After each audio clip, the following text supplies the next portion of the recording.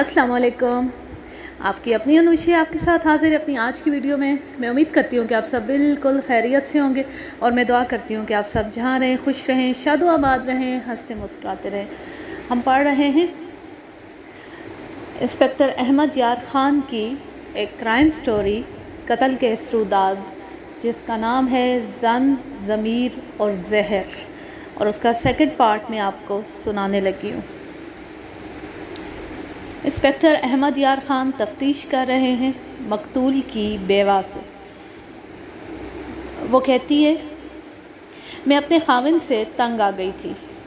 میں نے اپنے ماں باپ سے کہہ دیا تھا کہ اس سے مجھے طلاق دلاؤ ورنہ میں خودکشی کر لوں گی. وہ کہتے تھے کہ یہ کوئی نہیں دیکھتا کہ قصوروار کون ہے. طلاق ہوتی ہے تو بدنام صرف عورت ہوتی ہے. عورت پر توپ کا یہ گولہ داغا جاتا ہے کہ وہ خاوند سے بے وفائی کرتی تھی, اس لیے اسے طلاق ہو گئی ہے. پھر اسے کوئی بھی اپنی بیوی نہیں بناتا. ماں باپ نے مجھے خاندان کی عزت اور آبرو کا واسطہ دے کر چپ کرا دیا اور میں خالد کے سلوک کو سہتی رہی.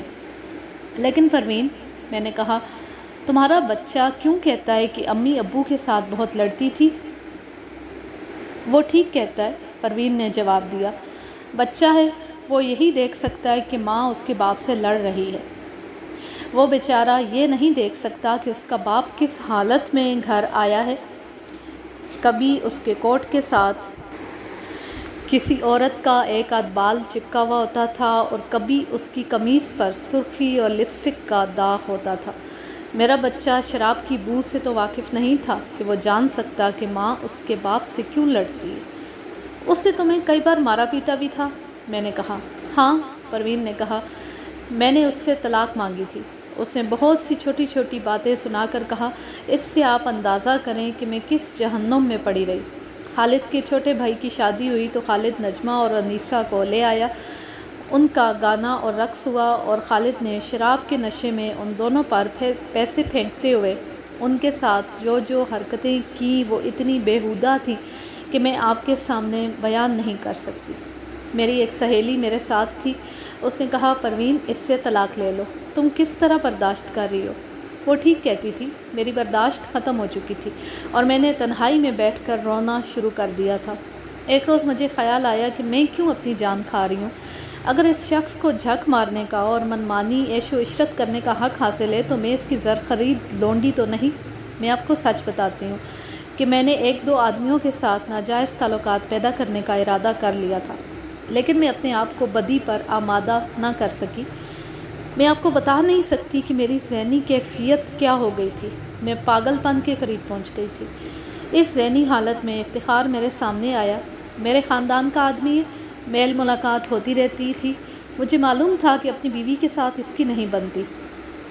گھٹے ہوئے ذہن کی عورت ہے. اگر اس کے ہونٹوں پر مسکراہٹ ہوتی تو وہ بہت اچھی لگتی, لیکن وہ ہونٹوں پر مسکراہٹ کی بجائے ماتھے پر شکن ڈالے رکھتی ہے. وہ دیکھتی نہیں, گھورتی ہے. افتخار میں کوئی بری عادت نہیں, لیکن بیوی اس پر بڑے گندے الزام لگاتی رہتی ہے. میں جانتی تھی کہ افتخار مجھے دیکھ کر خوش ہوتا ہے. 1.5 پونے 2 سال گزرے. میں نے افتخار کے ساتھ بے تکلفی پیدا کر لی. ہماری تنہائی کی پہلی ملاقات اس طرح ہوئی کہ خالد زمینوں پر گیا ہوا تھا اور میں نے افتخار سے کہا کہ وہ رات کو میرے گھر آئے. وہ آ گیا. اس نے مجھے اپنی بیوی کی باتیں سنائیں اور میں نے اپنے خاوند کی سنائی. اب آپ بھی ذرا غور کریں, کوئی عورت اس طرح سچ نہیں بولا کرتی جس طرح میں بول رہی ہوں. میں جلی بھنی ہوئی عورت ہوں. انسپکٹر صاحب, میں بری نیت سے افتخار کے قریب ہو گئی. وہ بچہ تو نہیں تھا, سمجھ گیا کہ میرا ارادہ کیا ہے. میں اپنے جذبات کی تسکین کی خاطر یا انتقام کے خیال سے افتخار کو اپنا خاوند بنانے کا ارادہ کر چکی تھی, لیکن وہ پرے ہٹ گیا. میں صاف باتوں پر آ گئی. اس نے کہا, یوں نہیں پروین, تم خاوند سے اس لیے تنگ ہو کہ وہ بدکار ہے, اور میں اپنی بیوی سے اس لیے تنگ ہوں کہ وہ مجھ پر بدکاری کے جھوٹے الزام لگاتی رہتی. اگر ہم دونوں بدکاری پر اتر آئے تو اس کا یہ مطلب ہوگا کہ ہم ان دونوں کی سطح پر آ گئے ہیں. ایک سیدھا اور جائز راستہ ہے, ہم وہ کیوں نہ اختیار کریں. اس نے میرا ذہن صاف کر دیا. وہ کہتا تھا کہ تم اپنے خاوند سے طلاق لے لو اور میں اپنی بیوی کو طلاق دے دوں گا, پھر ہم شادی کر لیں گے, بدی نہیں کریں گے. پھر ایسے ہی ہوا کہ وہ ارادہ ہمیشہ کے لیے میرے دل سے نکل گیا جس کے لیے میں نے افتخار کو بلایا تھا. ہماری محبت پاک رہی ہے. ہم تنہائیوں میں ملتے تھے, ایک دوسرے کے ساتھ لگ کر بیٹھتے تھے، پیار اور محبت کی باتیں کرتے تھے۔ میرے دل میں جو تلخیاں بھر جاتی تھیں وہ نکل جاتی تھیں اور مجھے وہ سکون مل جاتا تھا جس کے لیے میں ترستی رہی تھی۔ وہ روانی سے بیان دے رہی تھی اور وہ جذباتی بھی ہو گئی تھی۔ اس نے افتخار کی اور اپنی تنہائی کی باتیں سنائیں جو دلچسپ تھیں، لیکن میں اس انتظار میں تھا کہ وہ اسی روانی میں کہہ دے کہ خالد کو زہر میں نے دیا ہے اور زہر افتخار لایا تھا، لیکن وہ اس بات پر آ ہی نہیں رہی تھی۔ اس نے ہر وہ بات کہی جو اس کے خلاف شک کو پختہ کرتی تھی، مثلاً افتخار کے ساتھ روحانی محبت جو اس کے لیے نشہ بن گئی تھی، اور مقتول سے نفرت اتنی کہ زبان پر اس کا نام بھی نہیں لاتی تھی۔ پروین روانی میں یہ بھی کہہ گئی کہ کسی کو جان سے مارنے کی مجھ میں جرأت نہیں تھی، ورنہ میں اس کی شراب کی بوتل میں زہر ڈال دیتی۔ مختصر یہ کہ اس نے اپنے خلاف شک پختہ کر دیا لیکن جرم کا اقبال نہ کیا۔ ایسی وارداتیں تو ہوتی رہتی تھیں اور آج تک ہو رہی تھیں کہ بیوی نے آشنا کے ساتھ مل کر اپنے خاوند کو قتل کرا دیا۔ اکثر قتل زہر سے کیے جاتے ہیں۔ خالد کا قتل بھی اسی نوعیت کا معلوم ہوتا تھا۔ میں نے پروین کو اقبال جرم پر بہت اکسایا لیکن اس نے انکار کیا اور انکار پر ہی قائم رہی۔ میں کسی حد تک قائل ہو گیا تھا لیکن ان دونوں کو ابھی الزام سے بری قرار نہیں دیا جا سکتا تھا۔ افتخار اور پروین کو میں نے شامل تفتیش رکھا اور انہیں اپنے ساتھ اپنے ہیڈ کوارٹر میں لے گیا۔ پیچھے پیچھے دونوں کے باپ اور بھائی وغیرہ آ گئے۔ پھر پولیس ہیڈ کوارٹر کا ایک مسلمان پولیس انسپکٹر آ گیا۔ وہ افتخار اور پروین کا سفارشی بن کر آیا تھا۔ میں نے اسے کہا کہ انہیں کہہ دو کہ اقبال جرم کر لیں، پھر میں انہیں بری ہونے کا طریقہ بتا دوں گا۔ اس انسپکٹر نے مجھ پر بہت دباؤ ڈالا، یہ بھی کہا کہ میں کچھ لے لوں اور انہیں چھوڑ دوں۔ ملک صاحب، اس نے کہا، یہ معزز خاندان ہے، حیثیت اور عزت والے ہیں، اور ان کی حیثیت اور عزت طوائفوں کے بازار تک پہنچی ہوئی ہے۔ میں نے کہا، ان کے آدمی شراب پیتے اور بدکاریاں کرتے پھرتے ہیں، اور ان کی بیویاں خامدوں کی غیر حاضری میں غیر مردوں کو گھر بلاتی اور عشق و محبت کے ڈرامے کھیلتی ہیں۔ کچھ میری عزت کا بھی خیال کرو میرے بھائی، میرے ساتھ کے انسپکٹر ہو، تم میری جگہ ہوتے تو کیا کرتے؟ میرے اوپر جو گوری چمڑی والا ڈی ایس پی بیٹھا ہوا ہے اسے جانتے ہو؟ اس انسپکٹر کو میں نے بڑی مشکل سے ترخایا۔ واردات والے تھانے کے ایس ایچ او پر اسی قسم کا دباؤ پڑتا رہا تھا اور مجھے شک تھا کہ اس نے دونوں پارٹیوں سے کچھ وصول بھی کر لیا تھا۔ مقتول کا گھر دیکھنا بھی ضروری تھا، یہ تو اب تک ایک رسمی کارروائی تھی۔ کاغذوں کا پیٹ بھرنے کے لیے میں پروین اور اس کے بچے کو ساتھ لے کر اس کے گھر چلا گیا۔ ایک شک یہ بھی ذہن میں آیا کہ کسی کے ساتھ جائیداد کا جھگڑا ہی نہ ہو۔ پروین نے بتایا کہ ایسا کوئی جھگڑا نہیں۔ اس نے مقتول کی جائیداد کے کاغذات مجھے دکھائے۔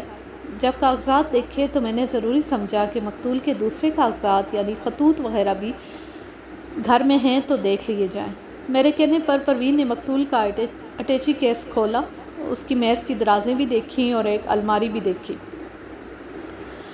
الماری اور درازوں میں سے چند ایک خطوط نکلے، میں نے پڑھے۔ یہ سب کاروباری قسم کے خطوط تھے۔ مقتول کے ہاتھ کی لکھی ہوئی تحریریں بھی دیکھیں، اس کی کتابیں بھی کھول کر دیکھیں۔ ان میں سے بھی کوئی ایسا کاغذ برآمد نہ ہوا جو کوئی سراغ دیتا۔ مقتول کے باپ کو اندر بلا کر پوچھا کہ جائیداد کا کوئی تنازع ہوگا۔ اس نے بھی کہا کہ جائیداد بھائیوں میں تقسیم ہو چکی ہے اور کسی کے ساتھ کوئی جھگڑا یا تنازع نہیں۔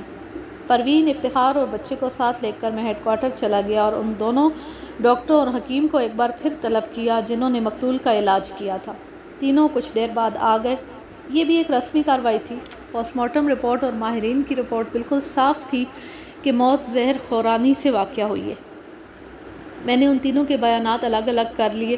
دونوں ڈاکٹروں نے بتایا کہ وہ اسے معدے یا جگر یا پتے کا مرض سمجھتے رہے۔ انہوں نے یہ بھی بتایا کہ وہ مریض کے کچھ ٹیسٹ لینا چاہتے تھے جس میں خون اور پتے کا ٹیسٹ ضروری تھا، لیکن انہیں معلوم ہوا کہ ایک حکیم کا علاج شروع کرا دیا گیا ہے۔ یہ بھی تو ہو سکتا ہے۔ میں نے دونوں ڈاکٹروں سے الگ الگ پوچھا کہ آپ دوائیاں دیتے رہے، اس کے ساتھ ہی حکیم نے اپنی دوائیاں دینی شروع کر دیں اور دونوں دوائیوں نے مل کر زہر کی صورت اختیار کر لی ہو جو مہلک ثابت ہوا۔ دونوں ڈاکٹروں نے ایک جیسی رائے دی۔ وہ کہتے تھے کہ وہ حتمی رائے نہیں دے سکتے۔ حکیم کے ساتھ بات ہوئی تو اس نے پورے وثوق سے کہا کہ پہلے وہ اس مرض کو یرقان سمجھتا تھا، لیکن دوسری دن نفس کی چال ایسی ہو گئی جس نے حکیم کو شک میں ڈال دیا۔ یہ بڑا قابل اور معمر حکیم تھا۔ اس نے بتایا کہ علامات اور نفس کی چال میں جس تیزی سے تبدیلی ہوئی اور مرنے والے کے چہرے اور آنکھوں کا جس طرح رنگ بدلا، یہ صاف نشانیاں تھیں کہ اس نے خود کوئی زہریلی چیز کھا لی ہے یا اسے کھلائی گئی ہے۔ کیا اس کا کوئی علاج ہو سکتا تھا؟ نہیں، حکیم نے جواب دیا۔ میں مریض کے لواحقین کو بتانا چاہتا تھا کہ اس کی زندگی بمشکل 2 دن باقی ہے۔ پروین نے مجھے خالد کے 3 بے تکلف دوستوں کے نام اور پتے لکھوائے تھے۔ میں نے ڈاکٹروں اور حکیم کو بلوانے سے پہلے ان تینوں کی طرف بھی آدمی بھیج دیے تھے۔ وہ 2-3 گھنٹوں میں آئے۔ میں نے ان کے بھی الگ الگ بیان لیے اور پوچھ گچھ کی۔ ہر ایک کے ساتھ میں نے بہت وقت صرف کیا۔ ان تینوں سے جو معلومات حاصل ہوئیں وہ ان معلومات کی تصدیق کرتی تھیں جو پہلے ہی مجھ تک پہنچ چکی تھیں۔ مقتول کے ان دوستوں نے مجھے مقتول کی عیاشیوں کے قصے سنائے۔ کام کی بات یہ معلوم ہوئی کہ رقاصہ نجمہ کا جو دوسرا چاہنے والا تھا وہ کوئی معمولی آدمی نہیں تھا، وہ قتل کی ہمت رکھتا تھا۔ یہ تینوں دوست مقتول کے ہم نوالہ اور ہم پیالہ تھے۔ تینوں کی یہ رائے تھی کہ نجمہ رقاصہ ہے اور وہ دونوں کو نچاتی رہی ہے۔ کیا ایسا ہوا ہوگا کہ نجمہ نے خالد کو شراب میں زہر پلا دیا ہو؟ میں نے یہ سوال ان تینوں دوستوں سے کیا۔ ایک نے کہا کہ وہ ایسی جرات نہیں کر سکتی تھی، اس کے کاروبار کا معاملہ ہے۔ باقی 2 نے ایک جیسی رائے دی۔ وہ کہتے تھے کہ نجمہ آخر طوائف ہے، اس کا کیا بھروسہ۔ نجمہ کے دوسرے چاہنے والے کے متعلق ان دونوں نے بتایا کہ اس نے 2-3 مرتبہ مقتول کو دھمکی دی تھی کہ وہ نجمہ کے پاس نہ جایا کرے۔ ان تینوں دوستوں نے کام کی دوسری بات یہ بتائی کہ مقتول کی اصل عیاشیاں تو اس مکان میں چلتی تھیں جو اس نے اپنی اراضی میں بنایا ہوا تھا۔ نجمہ اور انیسہ کو وہ وہاں لے جایا کرتا تھا۔ یہ بھی کہ مقتول کا رقیب نجمہ کا مقتول کے ساتھ اتنی دور جانا پسند نہیں کرتا تھا۔ کیا یہ ہو سکتا ہے کہ اراضی پر مقتول کی کسی کے ساتھ دشمنی یا رقابت ہو جو اس کے قتل کا باعث بنی؟ میں نے یہ سوال تینوں دوستوں سے پوچھا تھا۔ تینوں کے جواب تقریباً ملتے جلتے تھے، جنہیں میں اپنے الفاظ میں اس طرح بیان کروں گا کہ وہاں مقتول جیسے چند اور عیاش شہزادوں کی بھی زمینیں ہیں، وہاں 2 گاؤں بھی ہیں، اس علاقے میں جو لوگ آباد ہیں ان کی عورتیں اور جوان لڑکیاں بھی ہیں۔ مقتول عورتوں کے معاملے میں خطرے بھی مول لے لیا کرتا تھا۔ یقین کے ساتھ یہ نہیں کہا جا سکتا تھا کہ مقتول کو وہاں کسی نے زہر دے دیا اور یقین کے ساتھ یہ بھی نہیں کہا جا سکتا تھا کہ اسے وہاں زہر نہیں دیا گیا۔ پروین کی بات میرے ذہن میں کھٹک رہی تھی کہ مقتول اراضی پر گیا ہوا تھا اور 1.5-2 ماہ بعد واپس آیا تھا اور اسی شام اس نے معدے میں درد یا تلخی کی شکایت کی۔ اگر اسے یہ شکایت رات بہت دیر بعد ہوئی اور اس سے پہلے وہ کہیں باہر گیا ہوتا تو شک کیا جا سکتا تھا کہ وہ نجمہ یا انیسہ کے ہاں گیا تھا اور کسی دشمن نے اسے شراب میں یا پان میں زہر دے دیا۔ ان دوستوں کو میں نے یہ کہہ کر فارغ کر دیا کہ ان کا ایک جگری یار قتل ہو گیا ہے، اس لیے ان کا فرض ہے کہ اپنے طور پر ٹو میں لگے رہیں، شاید قاتل کا کوئی سراغ مل جائے۔ آدھی رات کے کچھ بعد کا وقت تھا جب نجمہ رقاصہ میرے سامنے بیٹھی ہوئی تھی۔ وہ بھی پروین کی طرح کشش والی عورت تھی اور اس کی عمر بھی پروین جتنی ہی تھی۔ دوسری رقاصہ جس کا نام انیسہ تھا وہ باہر بیٹھی ہوئی تھی۔ دونوں کے آدمی بھی ساتھ آئے تھے۔ میں نے انہیں کچھ ہی دیر پہلے بلایا تھا۔ دونوں نے آ کر سب سے پہلے مجھ سے شکایت کی کہ میں نے انہیں ایسے وقت بلایا ہے جو ان کے کاروبار کے عروج کا وقت ہوتا ہے۔ میں نے ان کی شکایت کی کوئی پرواہ نہ کی اور پہلے نجمہ کو اپنے کمرے میں لے گیا۔ میں نے مقتول کے رقیب کو بھی بلوایا تھا، وہ ابھی نہیں پہنچا تھا۔ نجمہ نے میرے سامنے آ کر جو ناز و انداز مجھے دکھائے اور جس طرح مجھے مسحور اور مرعوب کرنے کی کوشش کی وہ بھی ایک دلچسپ قصہ ہے، لیکن میں وہ آپ کو سناؤں گا نہیں۔ یہ ضرور کہوں گا کہ اس قسم کی حسین اور تجربہ کار بازاری عورت سے بچنے کے لیے بڑی مضبوط شخصیت اور بڑے مضبوط اعصاب کی ضرورت ہے۔ میں ضروری نہیں سمجھتا کہ اس کے ساتھ میری جتنی بھی باتیں ہوئیں وہ ساری کی ساری لکھوں۔ چند ایک ضروری سوال جواب پیش کر دیتا ہوں۔ نجمہ، میں نے کہا، مجھے یہ توقع رکھنی ہی نہیں چاہیے کہ تم سچ بولو گی۔ کوشش کرنا کہ سچ بولو، کیونکہ تمہارا فائدہ اور تمہاری نجات اسی میں ہے۔ آپ کو مجھ سے سچ کی توقع صرف اس لیے نہیں کہ میں طوائف ہوں؟ نجمہ نے کہا، میں آپ کو یہ بتانا ضروری سمجھتی ہوں کہ مجھے پوری طرح احساس ہے کہ ایک آدمی قتل ہو گیا ہے اور آپ تفتیش کر رہے ہیں۔ میں جھوٹ بول کر اپنے آپ کو نہیں پھنساؤں گی۔ آپ مجھ سے پوچھیں، کیا پوچھتے ہیں، پھر تفتیش کر کے معلوم کریں کہ میں نے سچ بولا ہے یا جھوٹ۔ چلو دیکھ لیتے ہیں، میں نے کہا۔ یہ بتاؤ کہ تمہیں خالد اچھا لگتا تھا یا ارجمند، وہ جو تمہارا دوسرا عاشق زار ہے؟ آپ آ جائیں میرے ہاں، اس نے بڑی شوخ مسکراہٹ سے جواب دیا۔ آپ مجھے ان دونوں سے زیادہ اچھے لگیں گے۔ آپ پولیس کے افسر ہیں، کیا آپ اتنا بھی نہیں جانتے کہ مجھ جیسی ناچنے گانے والی ہر گاہک کی محبوبہ ہوتی ہے، لیکن اس کا محبوب صرف روپیہ ہے۔ جو وہ دونوں شہزادے تھے، شراب کے نشے میں میری محبت کا دم بھرتے تھے، دونوں سے زیادہ رقم بٹورنے کے لیے انہیں ایک دوسرے سے بڑھ کر محبت کا جھانسا دیتی تھی۔ عیاشی اور بدی کے بازار میں کوئی عشق و محبت نہیں ہوتا جناب، لیکن تم نے ایک آدمی کو تو مروا دیا ہے نا، میں نے کہا۔ مجھے 7-8 روز پہلے پتہ چلا ہے کہ خالد مر گیا ہے، نجمہ نے کہا۔ اس کے ساتھ یہ افواہ بھی سنی کہ ڈاکٹروں نے کہا ہے کہ اسے زہر دیا گیا ہے۔ تمہیں کس نے بتایا تھا؟ بتانا کس نے تھا، نجمہ نے جواب دیا۔ وہ میرا بڑا موٹا گاہک تھا، کئی راتیں نہ آیا تو میں نے ارجمن سے پوچھا کہ تمہارا رقیب کہاں ہے؟ اس نے کہا درویشوں کی رکابت نے اسے زمین میں اتار دیا ہے، مر گیا ہے سالہ۔ مجھے بہت افسوس ہوا۔ میں نے پوچھا کہ وہ کیسے مرا ہے؟ اس نے بتایا کہ سنا ہے کسی نے اسے زہر دے دیا تھا۔ ایک بات بتاؤ نجمہ، میں نے پوچھا۔ جب اس نے کہا تھا کہ درویشوں کی رکابت نے اسے زمین میں اتار دیا ہے تو پھر اس نے تمہیں یہ بتایا کہ اسے کس نے زہر دیا ہے؟ کیا تمہیں شک نہیں ہوا کہ زہر ارجمن نے ہی اسے دیا ہوگا؟ نہیں، نجمہ نے جواب دیا۔ میں نے سوچا تک نہیں کہ ارجمن نے اسے زہر دیا ہوگا۔ دے بھی کہاں سکتا تھا، ان کی آپس میں دشمنی تھی، اس لیے ان کی کہیں ملاقات ہو ہی نہیں سکتی تھی۔ میرے ہاں بھی الگ الگ آتے تھے۔ نجمہ، میں نے اس کی طرف جھک کر دھیمی سی آواز میں کہا، اگر میں یہ کہوں کہ زہر تمہارے ہاتھ سے دلایا گیا ہے تو تم اپنی بے گناہی میں کیا کہو گی؟